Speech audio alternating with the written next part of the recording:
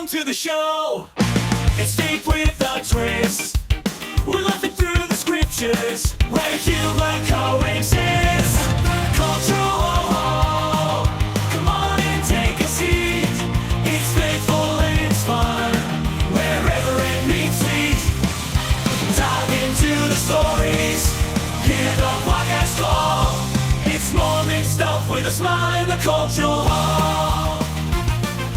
It is time for another episode of the Cultural Hall. I know we've been trying, life, right? Life. It's an Articles of News episode. My friend Verlin, like Berlin, like Merlin. What? It's Verlin. He's here. He's going to co-host the news. He's picked the stories that we're going to talk about today for the most part, although I already see, boy, it's going to be a heavy start to this thing if we go the way you want. I said any order you want to go in. Yeah, no, I know, but in the order that you sent it, man, we get real heavy real quick. I think we do that coming up in the second block when we get to actual articles of news. Let's get it. No sentence in putting it off. A little teaser. Going to talk about Chad Daybell. Going to talk about the missionary. I don't know that we'll actually get past. This may just be one really, really bad news episode. No, it won't. I'm going to force us to get to some of the others. Okay. I'm going to force it. Yeah. The Fertility Doctor, I think, down in Vegas. Oh my gosh. It's just okay. So here we go. Remember, don't blame me when you send the emails, contact@theculturalhall.com. Attention, Verlin. Now you're in the middle of just like a silly little, you're just like cleaning out the junk drawer over at your house, right? Yeah, exactly. If you consider the junk drawer 25 years of living in a house and raising 3 kids, yeah, that's exactly what we're doing. So literally minutes ago, we signed a contract for someone to buy our house. There you go. We listed on Friday afternoon, and we're now sold on Tuesday afternoon. So that's not too bad. That's great. Good for you. Yeah. The things that I listen to, both on the news and otherwise, would tell me the market is not that great, but you're finding that, of course, it was. I think what the market is saying, and I actually spend time professionally in the real estate market as well. And there are specific spots where the market is fantastic right now in the United States, both personally and commercially. And there's lots of spots where it's not fantastic. And it just so happens the Raleigh-Durham area where we live is one of the hot markets, and the city we live in is kind of the hot of the hot here. Good for you. Congratulations. Yeah. Worked out. Now we have to find a place because we're homeless. We have no place. So we may be Airbnb-ing it at the beach for a week or two. We may be crashing with friends. Oh my gosh. That's so sad. Yeah. I'm so sad for you. We threatened to drive around the country and visit our kids for a couple of weeks at a time. They all vetoed that. So, we're going to be gone. We didn't tell you when we were going to be coming. Yeah, it doesn't matter. We're not. Which would work if I didn't have keys or combinations to all of their houses. But, yeah. Hopefully they listen to this. I'm not going to tell them when I'm showing up. I'm just going to show up. Yeah, you don't. That's the way parents. Everyone else, you should always call. Your ministers always call ahead. Yep. If you're doing like political work, any of those things, always call. Parents, nope. Parents, I think I've earned the right. Yeah. I've earned the right. Yes. Yeah. One poopy diaper earns you the right. The rest is just. I was gonna say icing on the cake, but that doesn't. I don't even want to. Mixing that metaphor isn't so pleasant. So really, literally homeless, no place to go. Literally no. Well, we'll close probably at the end of this month, early next month, and we have not purchased a new place. So. Okay. We'll see how that goes. We're looking in 2 areas. Whichever the Lord puts in our path first with the one we feel best about will be where we go. But who knows how long that will take. Taylorsville, is that where it is? You're going to come be my neighbor? House in my neighborhood. It was for sale. My dad looked at buying it. He didn't get it. There is a chance we move to Utah. But I will say that chance is only if a very specific heavenly messenger shows up to tell us we should move to Utah. Gabriel? Otherwise, we'll see. Okay. Yeah, Gabriel's known for being pretty tough, isn't he? Yeah, that's what I'm thinking, laying the law. Well, good. Don't come to Utah. We need people like you elsewhere. We're looking nearby. People. We're looking at Chapel Hill, just a few minutes away, and we're looking at the coast of North Carolina as well. Why would you not go to the coast? Well, challenge is I still work and I need an airport. And there's not so many great airports near the coast. It's a long drive to get to an airport. So let's try this then. Quit. Just retire. Just be done. There's a plan. It's not happening. We can't do that. This is retirement planning with me. This is what I'm thinking about moving into after the DJ thing. Retirement planning. I don't actually have like a plan or a formula or how to invest. It's just me meeting with people and telling them to retire. Oh, there you go. That's a good retirement plan. I'll give you Susan's phone number. Perfect. But it doesn't work, huh? It's not in the cards yet? Not yet? Not yet. Not yet. Okay. No. In fact, I almost am against true retirement. Well, I think sure. my father set a really great example, and in fact, he's 86 now, and he still has at least one and maybe two consulting gigs. One of them with the church. He has a really interesting job. He gets to look at the earthquake risks of all of the major church buildings Okay. and do an assessment on them and sign off on them, which is kind of cool.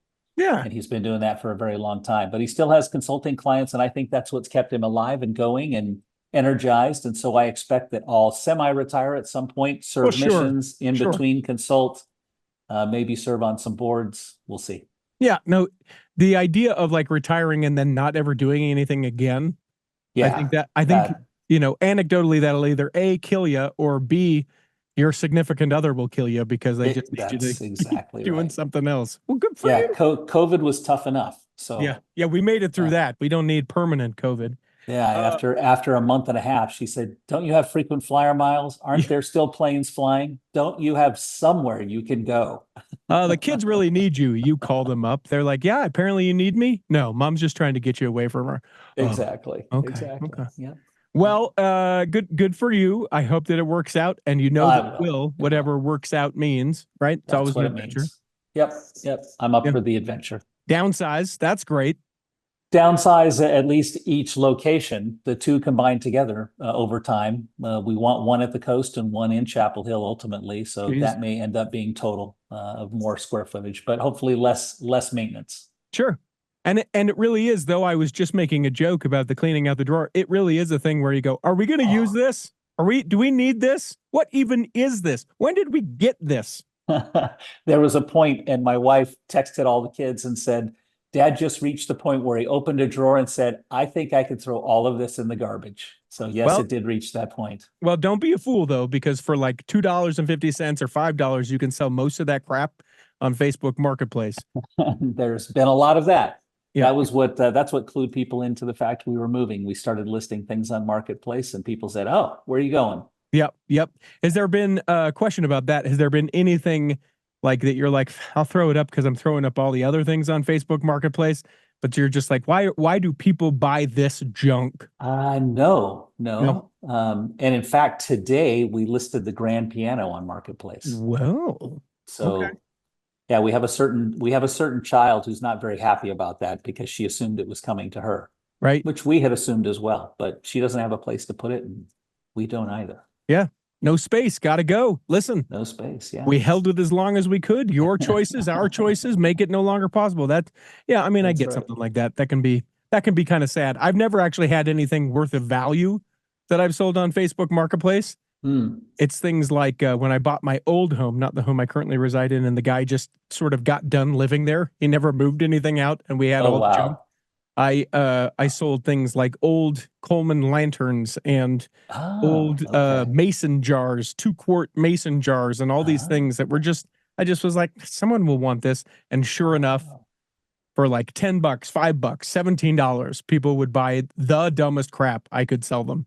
Well, we did the Facebook Marketplace thing, but we also did the old-fashioned job and did a garage sale, yard sale one Bless you. Saturday. Bless you. And man, was that an interesting adventure in humanity as well. Yeah.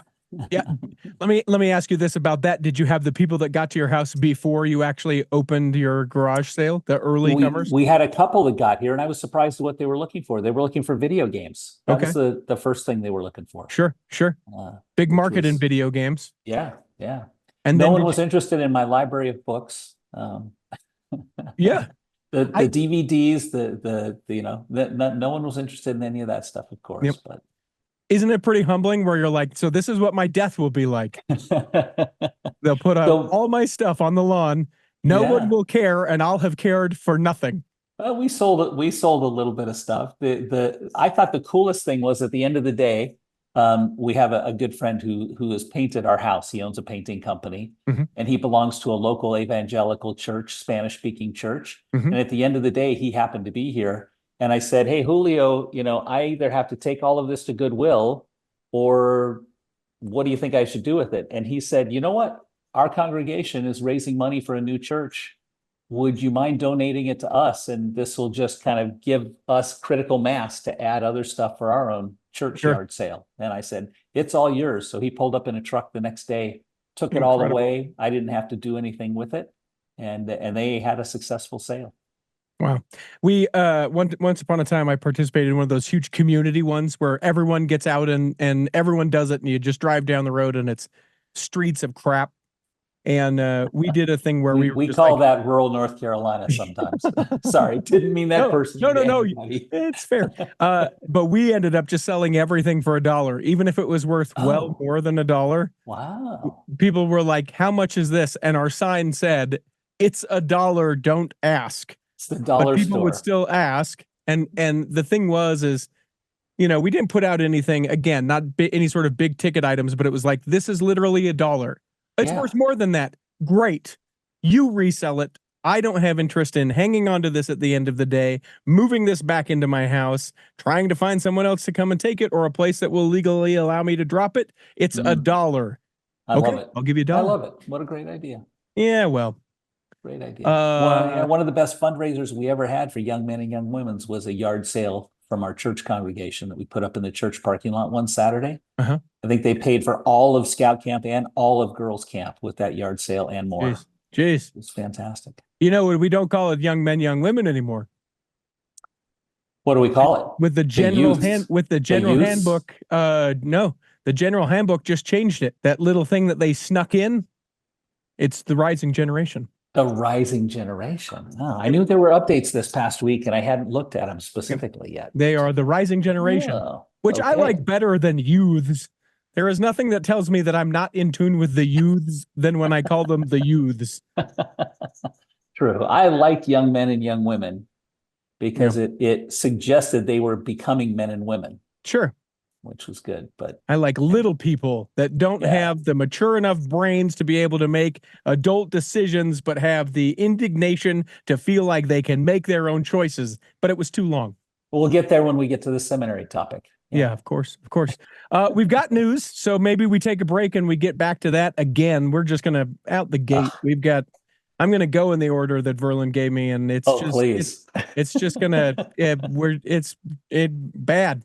Not bad. We didn't make up the news. It's just it's heavy news. Things. It's heavy things. It's news. It's heavy, and we'll come back and do that in the second block of the Cultural Hall. BestDJinUtah.com is the website. That is where you go if you would like me to come and DJ your event. Now, will I do a family reunion where you all wear the same t-shirts? You bet I will. Will I travel to wherever you're at? Am I reasonable as far as what I cost? Yes. Do I bring a good time? Yeah, all the things. Listen, Best DJ in Utah, it's my company. It's a thing I do that allows me to be able to have the time to do the Cultural Hall. So if someone's getting married, you think, man, they need a great DJ. You're throwing a party, whether it's a 50th or 60th or 40th or 20th or whatever the party is. I've done them all and would love to be able to do that. An anniversary party, certainly done those. I did a baptism in 2023. Yeah, we did a big dance party at a baptism. Spoiler, not a Mormon baptism, but it was fun nonetheless. BestDJinUtah.com is a website. I will get back to you within 24 hours with a quote. Come on now. BestDJinUtah.com. Here in the second block of the Cultural Hall's Articles of News, we do actual articles of news. Hit it, Peter. You can't lose articles of news. And away we go. Some of these stories are a little bit older. We haven't done an Articles of News for a little while because I hope you have been enjoying the Hear Him and Saints Who Sport episodes. For those that maybe this is their first episode of the Cultural Hall, they're saying, what is that? Our Saints Who Sport is essentially a shorter but all sports news of members of the Church of Jesus Christ of Latter-day Saints. Kind of a fun little thing that we did. We are planning to do it at least another time. So a huge thanks to Chris and those who helped put that together. And I admit I missed that somehow. It didn't show up in my Apple feed. Well, I got to hear hymns, but I hadn't seen the sports one. It's there, my friend. Okay, I'm going to go search. Sport. Oh my gosh. How dare you? And then the Hear Hymns, Mr. Mayor, Andrew Mayer, we were talking about all of the hymns that have been added now officially to the not yet printed hymn book of the Church of Jesus Christ of Latter-day Saints.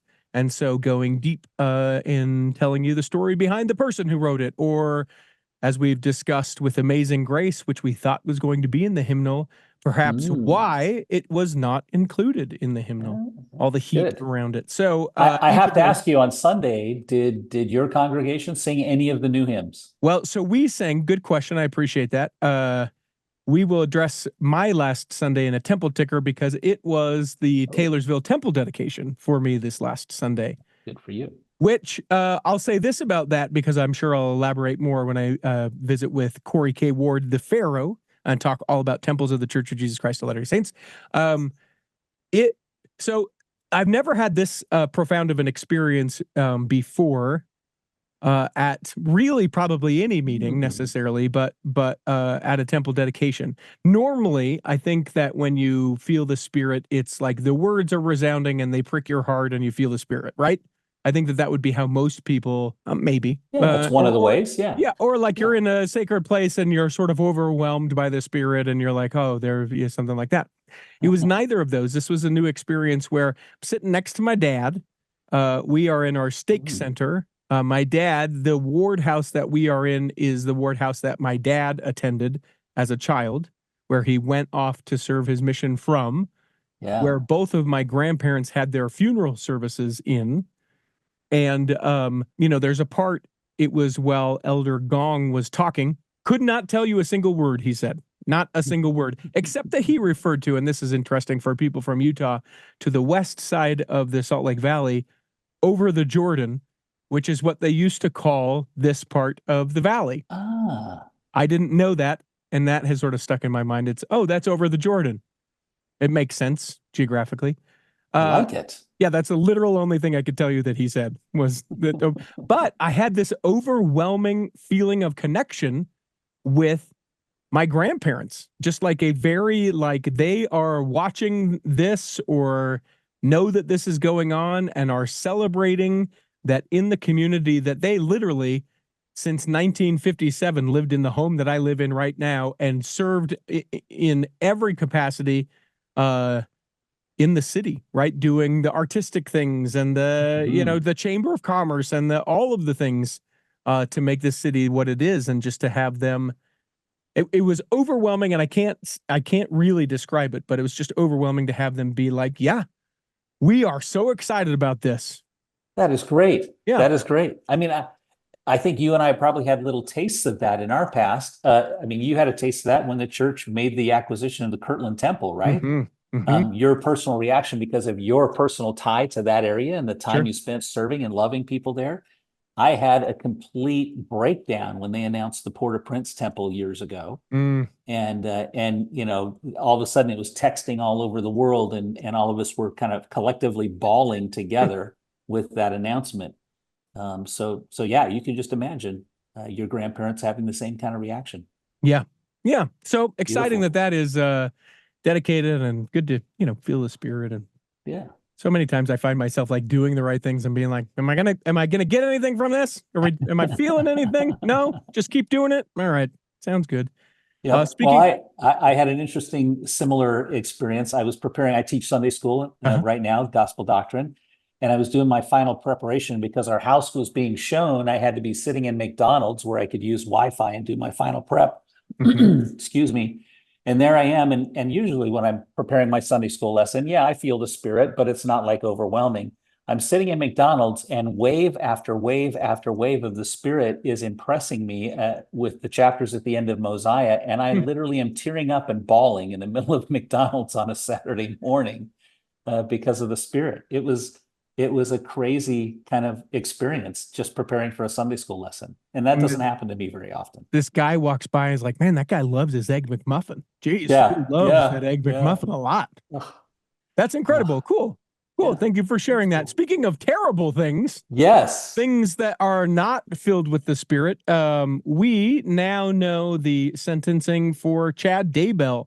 Of course, if you aren't familiar with the story, what rock have you been living under? Chad Daybell, Lori Vallow, married a couple weeks after Chad's wife, now, as we know, killed by her, or by him, rather. By him, yeah. He's convicted as such. And they ran away to Hawaii, and that was after kids were killed, and the kids were found on his property up in Idaho, and just a horrible grisly. It's the stuff that Datelines and YouTubers just eat up, this horrible 48 story. hours and all that stuff. Yep. Lori Vallow did her trial last year. She pled so that she could not get the death penalty. And Chad said, nope, you know what?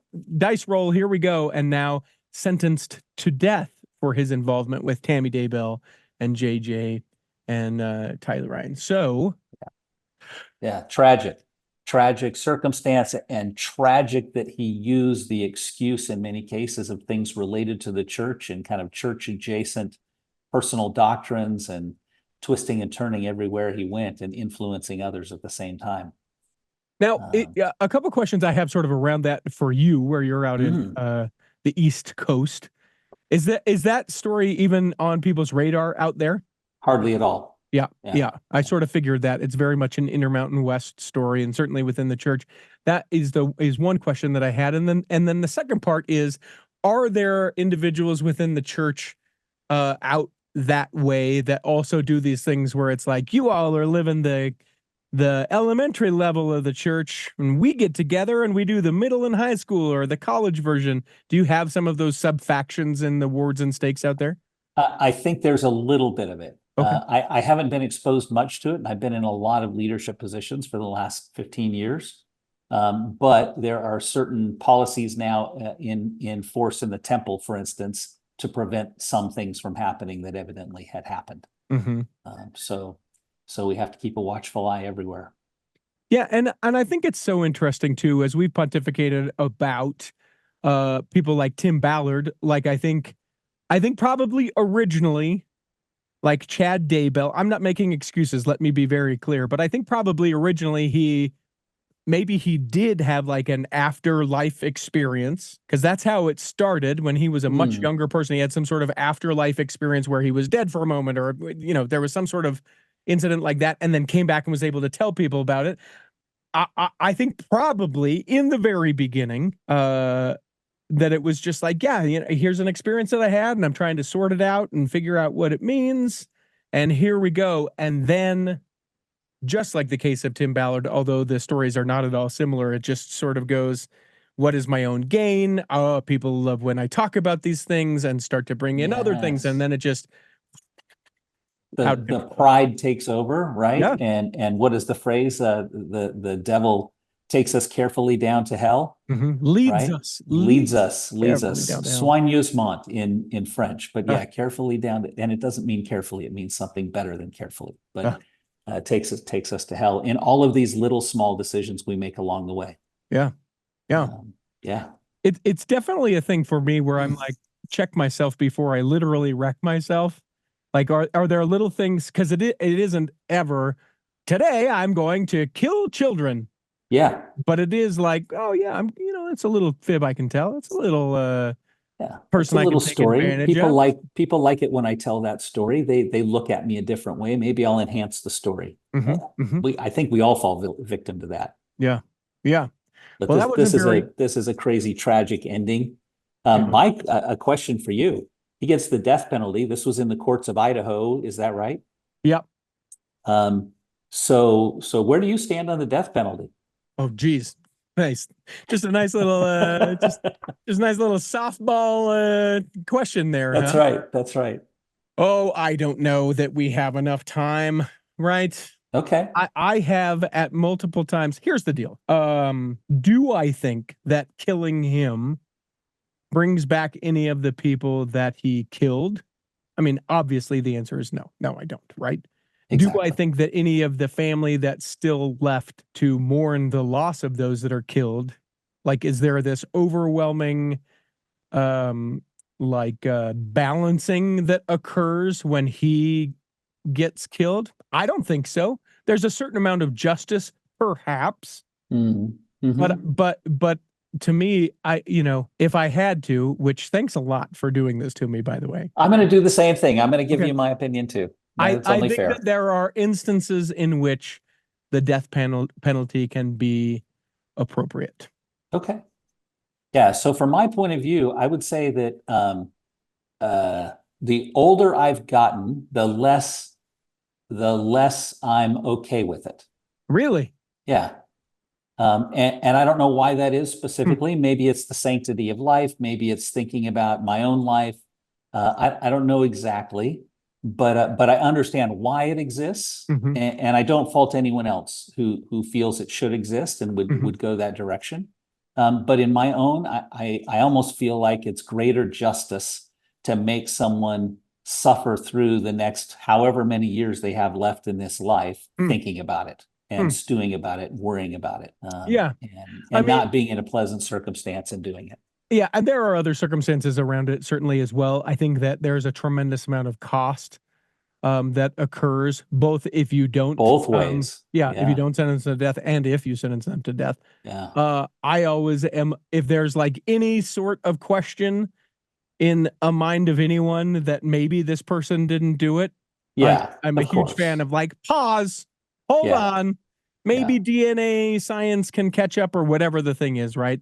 yeah. Those things, but like I don't think that Chad's going to be like, I feel really bad actually, and I'm No, having a change of heart, and no, no, I don't think it's yeah. anything like that, and so I No, don't, I'm a big fan of life without parole, yeah, no doubt. And I am a big fan of not making it pleasant. yeah. Um, one of the things I smile about, maybe this shows Verlin is terrible, but one You of the are things I terrible. smile I'm going to about, it's say it before you even say it. Before you driving say along this. the highways of North Carolina and seeing people out collecting garbage, and Mhm. then seeing the truck that says, state penal institution on the side. I think that's a good thing. Yeah. Hmm. But anyway, Boy, uh, thanks for the nice and heavy here at the very beginning. But let's go with, yep, let's just keep on your agenda. let's keep on going. You want Yeah. to, this story we have not yet addressed. I'd like to, for the sake that I won't mention, I'd like to leave the individual's name out of this story. But do you want to tell people a little bit about what this story even is? Which one? Well, we're going in your order. So this is the Oh, fertility doctor down okay. in Yeah. Las So, Vegas. and parents, if you have children with sensitive ears listening, you may want to pause this one as well. Yeah, Um, geez. but yeah, this fertility doctor in Las Vegas, who back in the 80s evidently was not sourcing sperm from the library he was saying he was sourcing it from, making his own library contributions, as it were, Yeah. and discovered through a series of DNA tests that people are finding out that they're half related and related, and even a set of twins came out of this, and lawsuits that came from it, and just a mess of, again, people making poor decisions. And I can't imagine he decided one day, hey, I'm going to do this. Mm-hmm. But a bunch of little decisions along the way and not checking himself. Um, I think back to one question in the recommend interview. Are you making an effort to be honest with your fellow men? Right. Yeah. I You strive, I guess, to Yeah, be honest in strive. all your I dealings. just had my first Temple Recommend with the new questions, my first Oh, Temple Recommend interview the other day, so I could go to the Temple dedication. The strive, I enjoy that. I love the strive. Yeah, Oh yeah, yeah. because before it's like, are you? And I'm like, no, are you? I used to You say know? no to several questions along Yeah, the way, and always had to explain it when it was someone new. Yeah, yeah, yeah. yeah.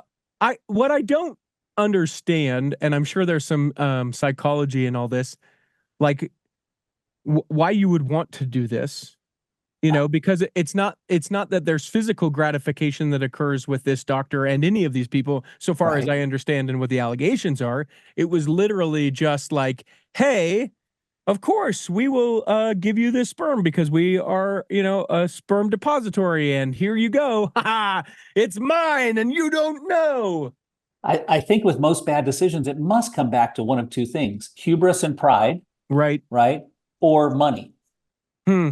And I don't know the economics around this enough to know what the costs are and what all of that.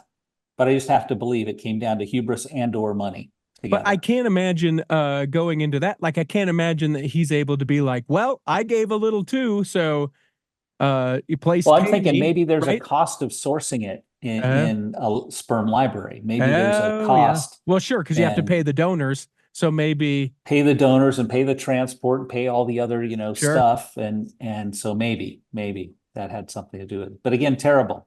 Yeah. I only hope that that people that result are able to get the counseling and the help that they need to go on with their lives and not be fixated on this whole issue with a father who's passed away now. Um, Yeah. And which is so wild too when you think about uh all the genetic testing that occurs now, because we just sort of are like, yeah, I'm interested. I Heck want to yeah. know I'll do where I'm 23 and from. me. I'll do, whatever Yeah. the test is. Yeah. Yeah. And then you find out, hey guys, hold up. There is no way that I am related to, this. And I know in from personal instances, not my own, like I know people personally whom have found out one, that they were adopted and parents had never told them. They were full-fledged adults and their parents had never told them. Wow.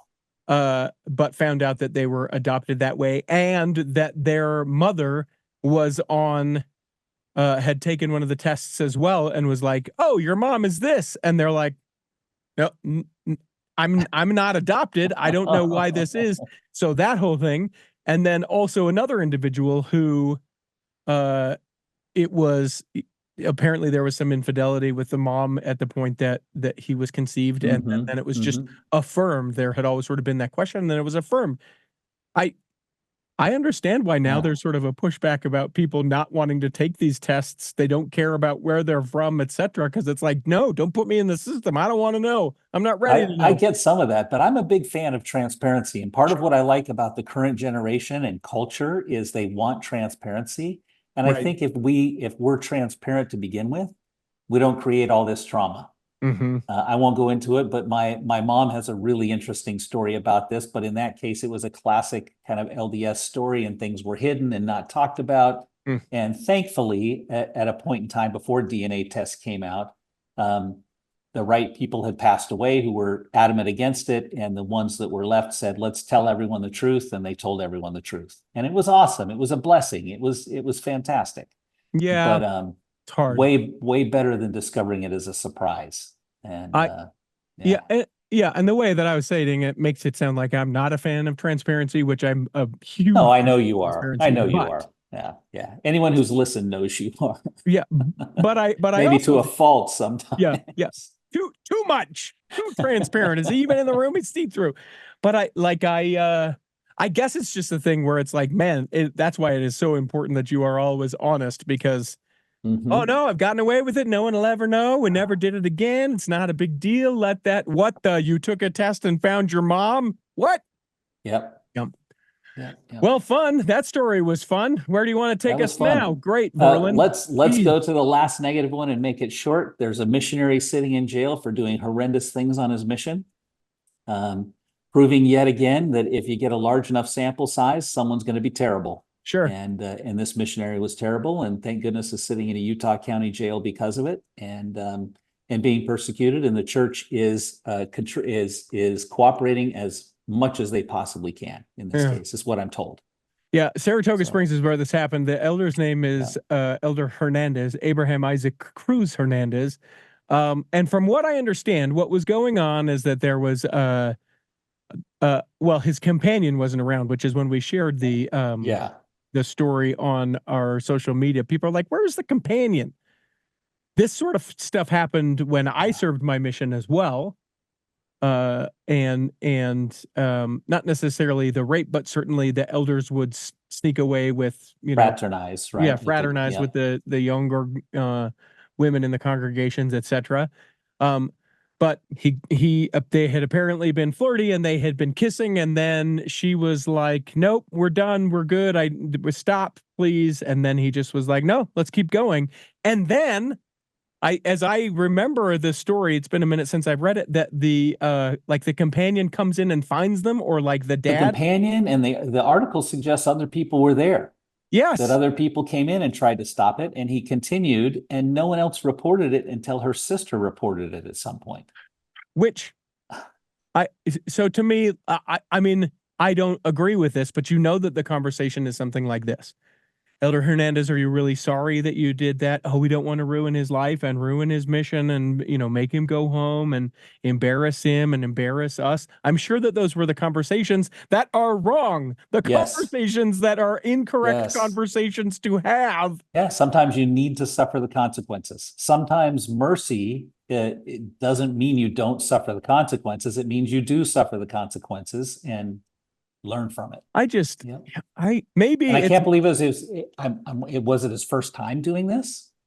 yeah, Usually when something has gone this far, it would suggest it's happened before, or at least went part of the way there before. sure. And I think, as I recall, they had kissed before. This wasn't their first time kissing. Yeah. But this was the first time that it had elevated to this level. It's just, it's a difficult thing because, as you indicate, you have 70,000 late teen, early 18-year-olds, 20s, out doing this. Poor decisions are bound to be made. It doesn't excuse it. But here locally, it is a thing that just reaffirms to those that would have negative things to say about the church. See, Yeah. look Yeah. what's going on. You guys think that they're saints? What kind of saint, while he's serving the Lord, rapes a person? It is fuel on an already just consuming fire for so many people. It absolutely tragic. is. And I feel terrible for parents of both, parents for the victim, parents Sure. of the missionary, oh my gosh, Yep. and mission presidents and mission staffs that have to worry about this kind of stuff and deal with this kind of stuff. It shouldn't have to, but it's a reality of the world we live in. Yeah.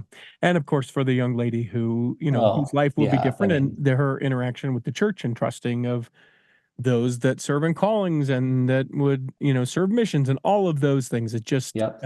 it's, there are her life's not terrible the same. things, and hopefully she gets the resources and the assistance that she needs now and forever Well, to help through and this. that is the one thing that I know, as far as this individual and here in Utah, the church has said, what can we do and how can we facilitate therapy, trauma, all of the things have been stepped in and been offered and taken care of as far as that goes, but just shouldn't have to happen. When I served my mission, we had a missionary who he got a woman pregnant, and Oh my.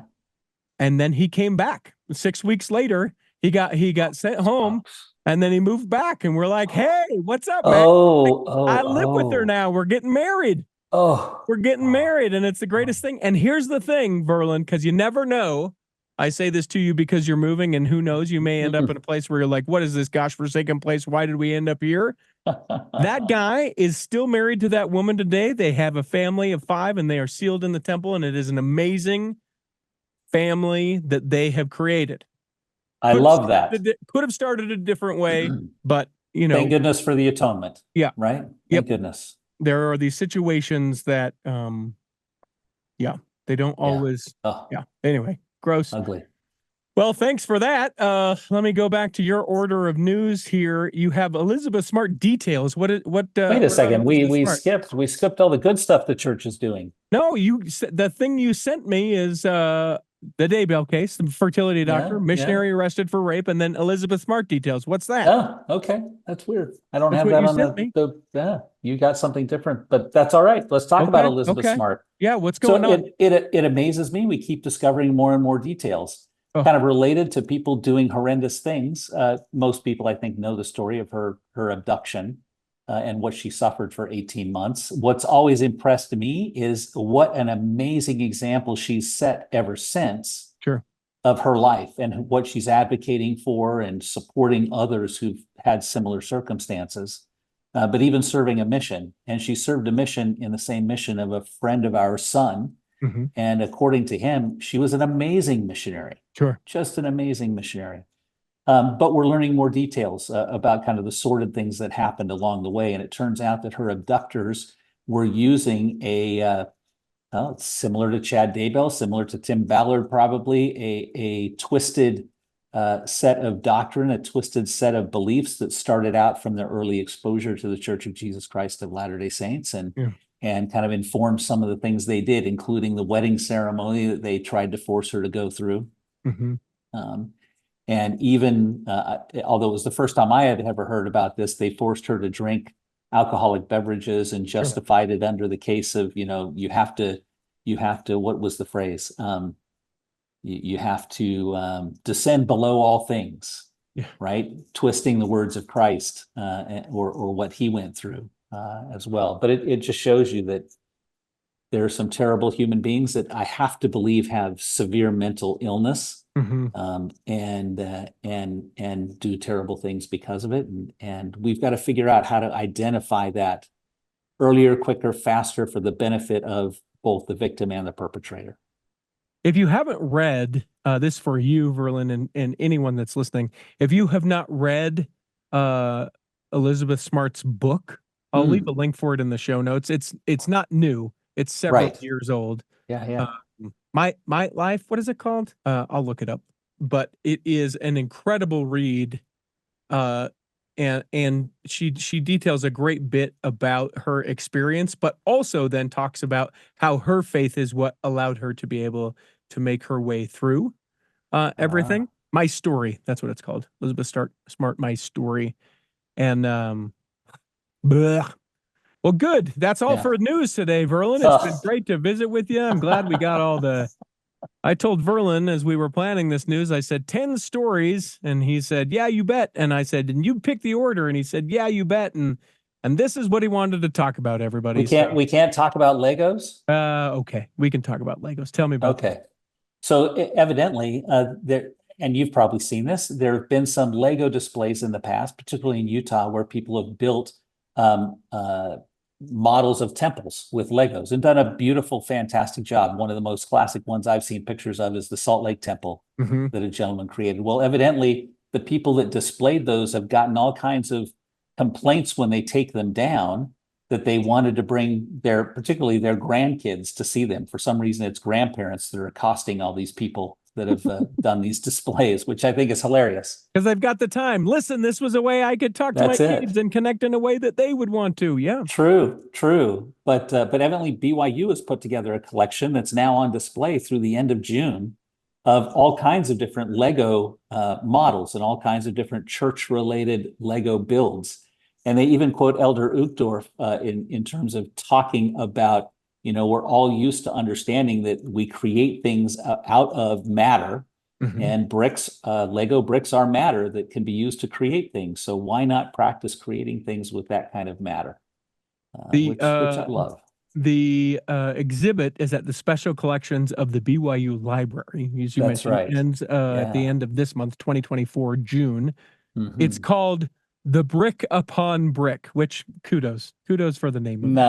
Nice. I like that. There is this sort of side company that I'm not sure how they got away with it, because it seems so much like a trademark infringement or copyright.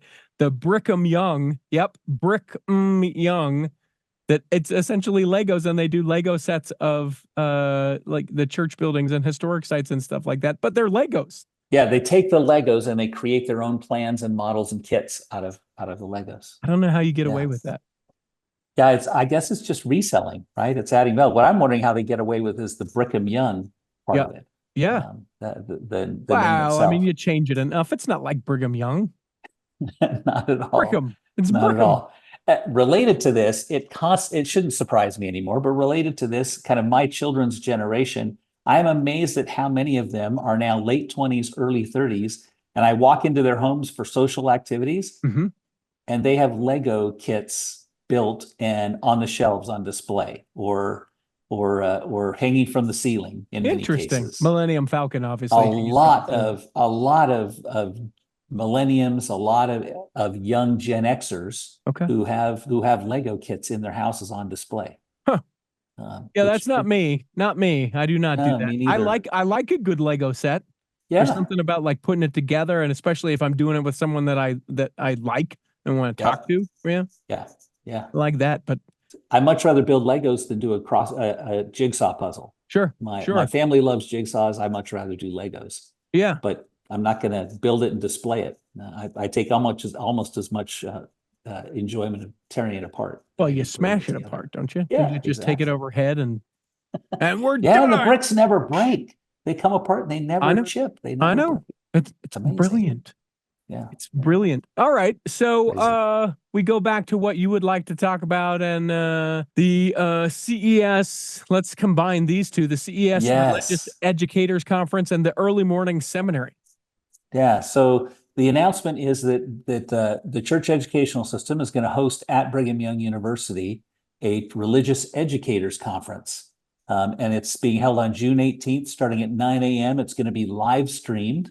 I assume it's going to be recorded and posted for future use. They said it's going to actually be posted to the church, the Gospel Library app. That's no longer called the Gospel Library app, right? It Just might the still be library. called the Gospel Library app. I think they're changing all the names and all the logos to go along with them. But yeah, it will all be posted there. And it sounds like it's a full day session with dozens of speakers, and including Elder Renland giving one of the keynotes. Elder Gilbert, of course, will be there. Brother Webb will be there. Lots of others. The presidents of BYU, BYU Idaho, BYU Hawaii, Ensign College, and BYU Pathway Worldwide will all be participating, helping people understand how to be better instructors of the gospel around the church. And I think that's great. Yeah, it's great. And, because it's going to be made available, like you don't have to go on that day, although you Right. could go. It's sort of like the women's conference experience or educational week, but it's a day, June Yeah. 18th in June, BYU Provo, Yeah. available online. But then, That's right. but then what I don't, I mean, everybody gets to watch it. You don't have to be Everyone can CES watch it. educator. That's Yeah. great. That's great. Yeah. More stuff to feel guilty about not watching. Yes, Right? more So- things that I should be doing, but am Yeah. not doing. Yeah.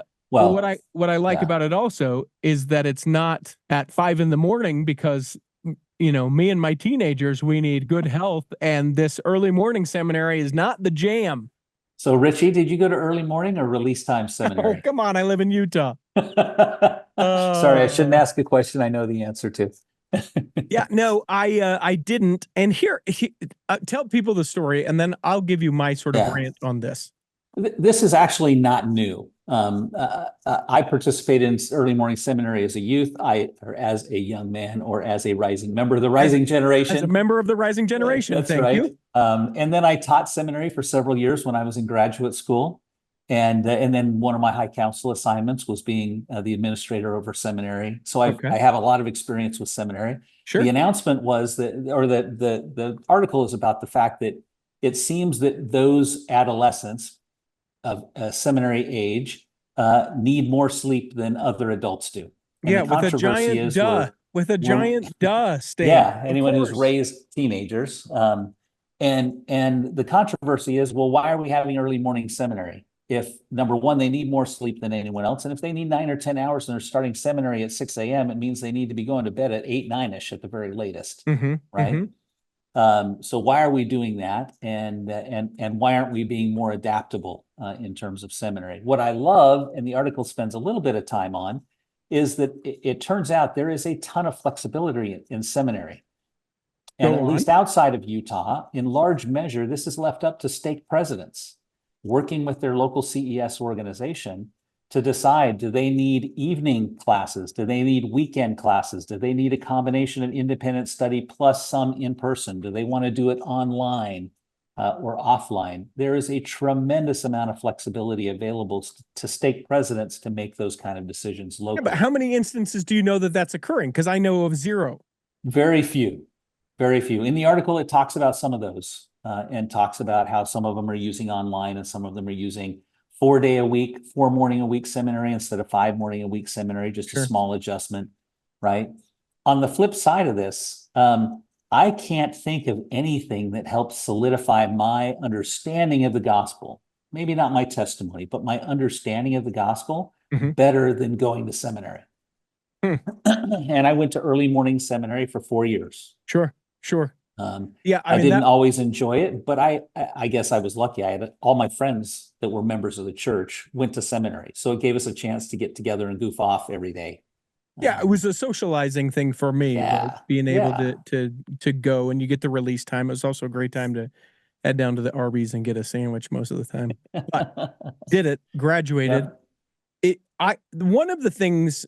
And I am by no means predicting downfall of the church, but what a way to headline what I'm about to say, huh?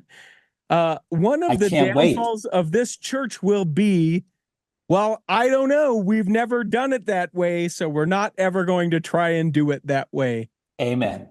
Because, so the thrust of the article, you can't get that. So the tender young hours. Okay. So at 2:30 or 3 when they get done, after school seminary. Yeah. or 7 o'clock at night, or here we go.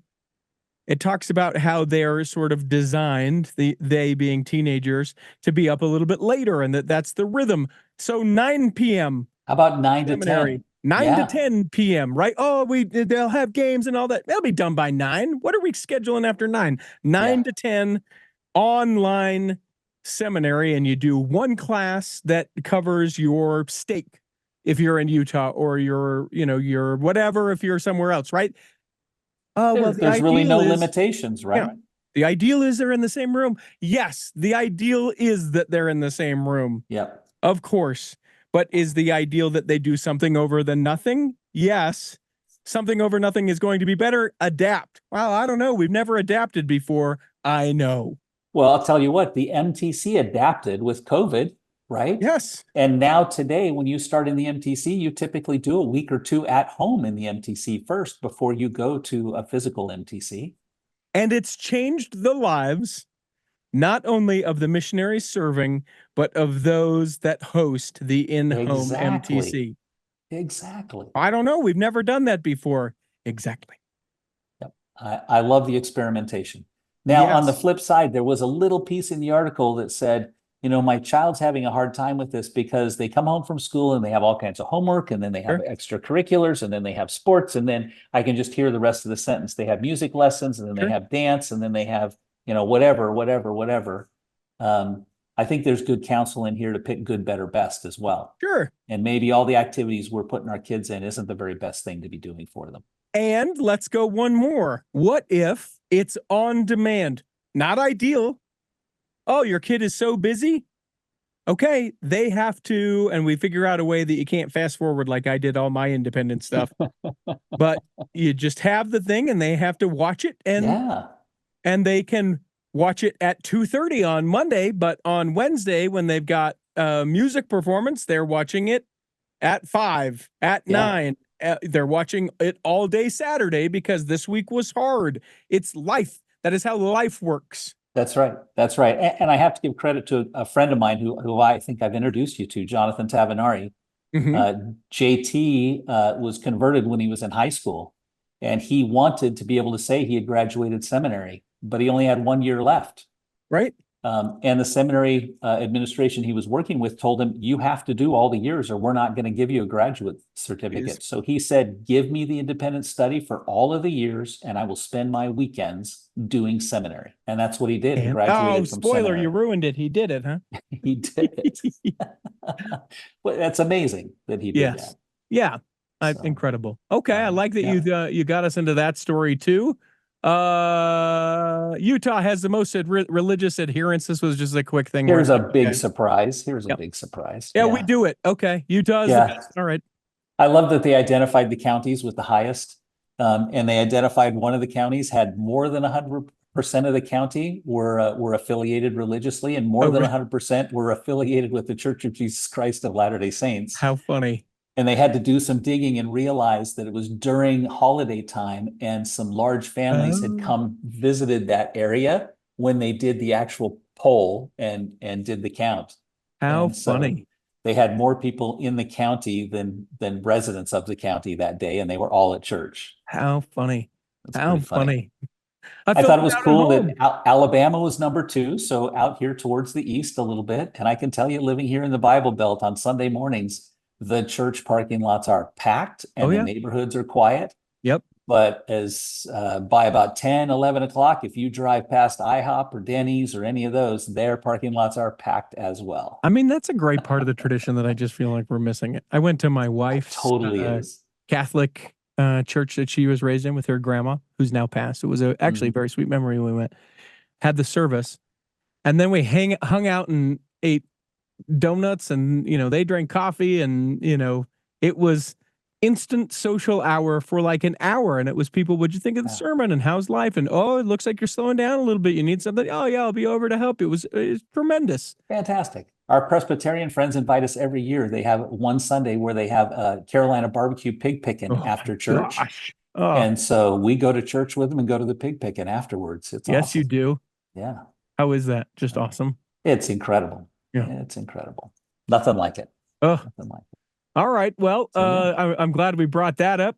We'll skip number 7. We'll talk about the YouTuber joins church in a different episode. This one I thought was What a great story. It's fantastic, but it deserves real time. Yeah. The first Spanish-speaking stake in the state of Utah. Well, in the church. Well, In the it's Utah. in the state of Utah. Now, Utah, it turns out, has had a number of other foreign language stakes. They've had Tongan stakes for a very long time. I think there's 5 or 6 of them, but this is the first Spanish-speaking stake in Utah. And I love the idea. I love the idea of, again, being adaptable, doing things you haven't done before, trying new things. I have a lot of questions that weren't answered in the article, Sure. and I'd love to have an expert come on and talk about it. But how are they dividing it up? I suppose it has to be geographic. As I understand it, I think it's the valley. Okay. And so there they are must different sort of say wards and this part of places. the valley is a ward, and you want to go to this ward, and so they must have 10 to 15 wards to be part of a stake. Yep. Right.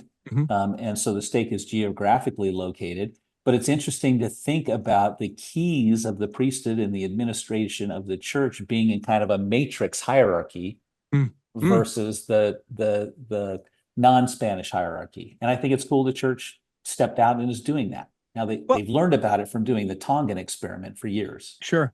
And I think it's meeting people where they're at, right? If so much, I mean, us Anglo, if I can be so delicate as to say us Anglo mutts, where we don't really have anything that we're like, we don't care. What's our heritage? I don't know. I don't need a Danish service or an English service or an Yeah, Irish service. like we just kind of go, yeah, okay. But where like a Spanish heritage is so much, a Tongan heritage is it, instills so very much. The thing that I worry about is that's like taking all the flavor out of the wards and congregations that otherwise would have some of that in it. And it's like, oh, I don't speak Spanish, but can I go? Can I go there instead? Because because I want to be there. I worry about it being a little segregationist. I agree with you. I agree with you. And I guess that's where priesthood leadership and where the local leadership has to counsel together in stake and ward councils and figure this out. To come up with it. Now, an interesting thing happened here locally in a stake over from us just a couple of weeks ago. They created a ward type that I had never heard of in my life. Maybe it exists in Utah, but it's married young adult ward. Interesting. So if you're between the ages of 18 and 30 and you're married with no children, then you have the option of going to this new unit. And that's just because of the colleges in the area, I would imagine. Yeah, there's several universities and graduate schools, and so they had a large population. I haven't talked to anyone that can share with me kind of what was the impetus, what was the motivating factor. But knowing leaders and the way they make decisions, there had to be something they saw that is going to provide a benefit. But to your point about taking some of the flavor out with the Spanish state, I look back at my time when I was married with no kids. I was serving in young men's. My wife was serving in young women's. We got leadership experiences and contributed in ways that were fantastic and have stayed with us for life. And I worry that a congregation that doesn't have those opportunities, they're going to miss some of those. And the home wards are going to miss some of the opportunities of having these great young people who have tons of energy, can handle girls camp, and can handle scout camp, not being there to help out. Yeah. It's interesting. So I'm in this ward. There is nobody my age in my ward, or not really. Small amount of people that are my age, and certainly not another, guy who's married to someone who's not a member of the church who does a show in podcast form, and also certainly not someone of political leanings. All these things. I'm in church, and I'm like, no one like me, which sounds terribly prideful and egotistical, but I'm just like, no, they're nothing.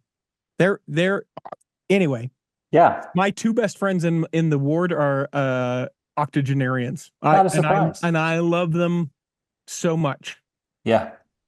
And to the point, and I'm not joking, that I'm scared about how I'll feel when they pass, because they inevitably will pass. Yeah. Yeah. Like I'm kind of on the flip side. In our ward, I'm on the old side of the ward, and my good friends in the ward are younger. Yeah. they're young married couples, and we go to lunch and we hang out and we chat about things. Yeah. And outside of that, my very best friends are young single adults. Yeah. Yeah. It's just the way things have worked out. Anyway, that's a conversation for a different time, I suppose. More than half of the members in the state of Arizona have a negative view of Trump. I think we'll just sort of leave that article there.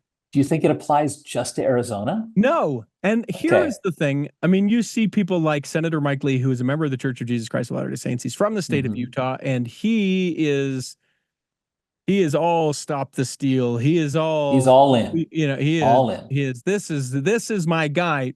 Probably because he wants to be a Supreme Court justice more than anything else in the world. Or so it seems by his behavior. Whatever. Listen, it's my show. I'll say what I want. Let's contact at the Cultural Hall. Yeah. Thanks for that. Contact at theculturalhall.com.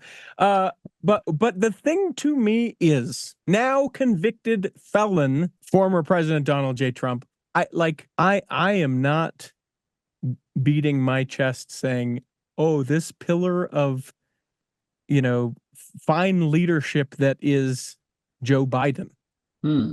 I am not saying, oh, yeah, I mean, look, he's young and vivacious and well-spoken and, everyone rallies behind him. I am not saying that.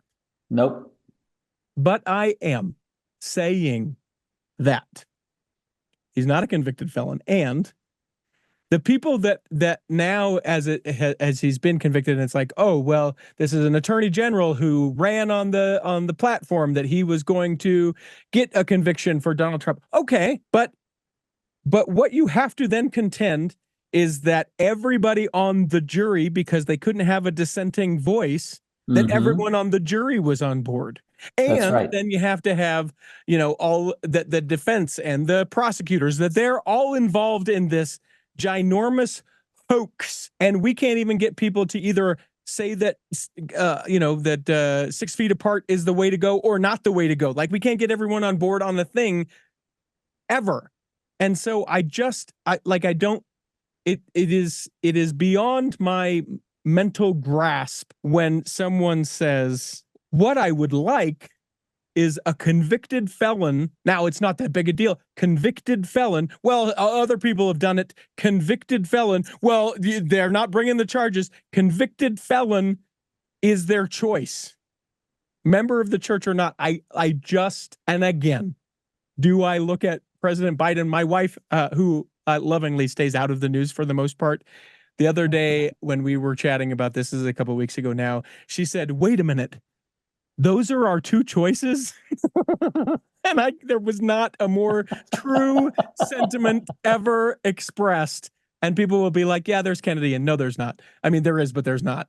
I don't think that it's a thing, but I do think that he's not a convicted felon. Yeah, I mean, of course, people have to choose. I mean, Elder Oaks years ago said it. More recently, the church came out with the statement, do not vote a straight ticket. Look at the values, look at the decisions, look at the things that matter the most to you personally, and place your vote based on that, right? I have a hard time, like you, placing my vote for a convicted felon. Right. And so regardless of what I feel, regardless. And I will fully admit here, I voted for Donald Trump the first time he ran. I know. I did not vote for him the second time he ran. I voted for him, the discussion for another time. I voted for him for one reason alone. He satisfied that reason within the first year and a half. Sure. And that's all I was, because the choices were terrible, and the choices are terrible again. Yeah. And I don't know how and when we create better choices. We don't. It's gotten worse. Yes. Year after year after year. What if we did something different? I don't know. We've never done something different. We couldn't possibly do a different thing. Let's just keep doing this. Wait, those are our candidates? It was epic. It was one of my favorite conversations with my wife ever. Let's leave it on this because I just think it's so great. Mormon cricket sludge is just the best story ever. It's the best headline ever. The best headline ever. So evidently, accidents galore on the highways of Nevada because there are so many Mormon crickets covering the road that it's creating a slick surface and people are sliding off the road and into each other, causing all kinds of accidents. And I love the grossness factor of this story. It's just too good. Disgusting. If you haven't seen, we'll leave a link for it in the show notes. There is videos of snow plows scraping Oh my crickets gosh. off of the road. Like it's that deep. There's video of a car driving down the asphalt, and your kids like to take the bubble wrap and like step on it and stomp on it and pretend like they're tap dancing and all of the things, pop it. It's like that. Oh, no. And it's just it's innards of Mormon crickets. It's real gross. Beautiful. But Beautiful Mormon story. cricket I love sludge, it. I'm really upset about this for only one reason. We'll end this episode here. But there is not a swig or a so delicious or a thirst that has picked up Mormon cricket sludge as a flavor, and I don't know why. It is a marketing opportunity. It only comes around in the summertime, and it only comes around every so often because it's a perfect storm with these Mormon crickets right now, because like they sleep for some time and then they're awake and they populate and all the things, and that's why it's so bad now. It had been bad a couple of years ago as well. Yeah. But It's maybe it's the cicadas of the West. Yeah. Yep. I just why this isn't a limited run. We used to, when I was a kid, you get a little bit of each of the sodas. It was called a suicide. Yep. Your Mormon cricket sludge, I don't know. You got to trademark why. it. Trademark.com. Go trademark that thing. Yeah. Ponderize that. Ponderize Mormon cricket sludge. That's what I say. Well, our time's Very up. nice. Berlin, I hope that this episode has nourished and strengthened your body. If you didn't feel good enough to participate this week, we hope you feel well enough to participate next week. And then when time comes, you'll be able to travel home in safety. In the meantime, Chris at Alpine Lakes Travel, Rick McGee, Debbie Wanless, Chocolate Cake Bites Podcast, and the Tiger with a U will be saving a seat for you On the back row of the cultural cultural hall. Save me a seat, it's sure to be neat on the back row.